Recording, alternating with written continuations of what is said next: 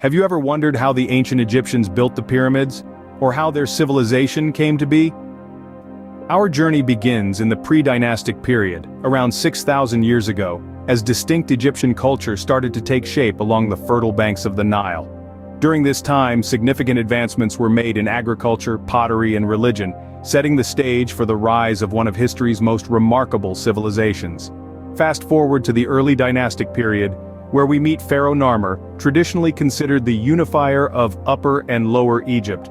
Under his rule, the foundations of the first dynasty were laid, and the capital was established at Memphis, a city that would become the heart of Egyptian civilization. It's also during this period that the development of hieroglyphic writing took place, a system that would become key to understanding this ancient society. Thus began the journey of a civilization that would leave a mark on history for millennia to come. Imagine a time when colossal stone buildings, the pyramids, began to touch the skies. This was the Old Kingdom, an era that saw the reign of Pharaoh Djoser, the creator of the Step Pyramid, the first of its kind. Then came Snefru, the pharaoh who refined pyramid construction techniques, setting the stage for his son Khufu to build the Great Pyramid of Giza, a marvel that has stood the test of time. This period was also the age of the sun cult, when the sun god Ra held the highest place in the pantheon. But as the sun set on the Old Kingdom, Egypt entered a time of political fragmentation and drought, known as the First Intermediate Period. Power struggles ensued between Heracleopolis and Thebes, marking a time of turmoil. Despite the struggles, the legacy of the pyramid builders endured, paving the way for a new era. As Egypt found unity once again, a new flourishing era dawned, the Middle Kingdom. This period was marked by the reign of the significant pharaoh Mentuhotep II, who managed to reunify Egypt, an achievement that ushered in a time of prosperity and cultural development. Art and literature thrived, borders were fortified, and there was expansion into Nubia. The Egyptians also demonstrated their ingenuity with the construction of ambitious irrigation projects, further testament to their innovative spirit.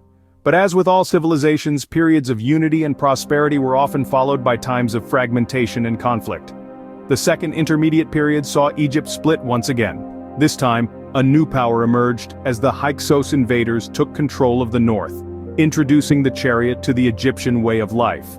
Though invaders came, the spirit of Egypt remained unbroken, setting the stage for a new kingdom. A new era of prosperity and power was about to unfold, the New Kingdom. This period was marked by notable pharaohs such as Amoseth I, who expelled the Hyksos and reunified Egypt, and Hatshepsut, one of the few female pharaohs who expanded trade. Then there was Thutmose III, a great military conqueror, Akhenaten, who introduced monotheism worshipping Aten, Tutankhamun, who restored the old gods, and Ramesses II, known for his monumental constructions, and the Battle of Kadesh against the Hittites. The New Kingdom was indeed a time of significant architectural achievements and expansion of the empire. But as the New Kingdom faded, Egypt entered a period of division and invasion, the Third Intermediate Period. Nubian kings established the 25th dynasty and the Assyrians invaded. Despite invasions and internal strife, the Egyptians continued to resist, leading to another period of native rule. As the sands of time shifted, so did the power dynamics in Egypt.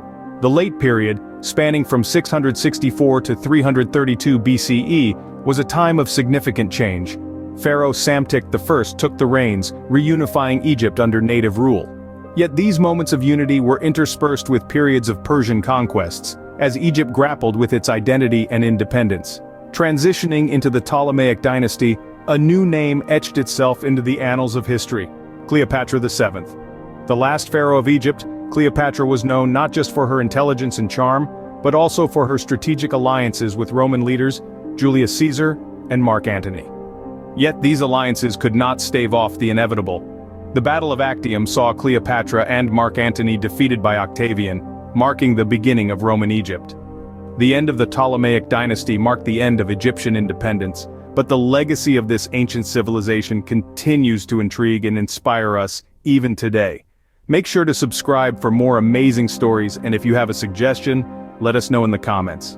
See you next time.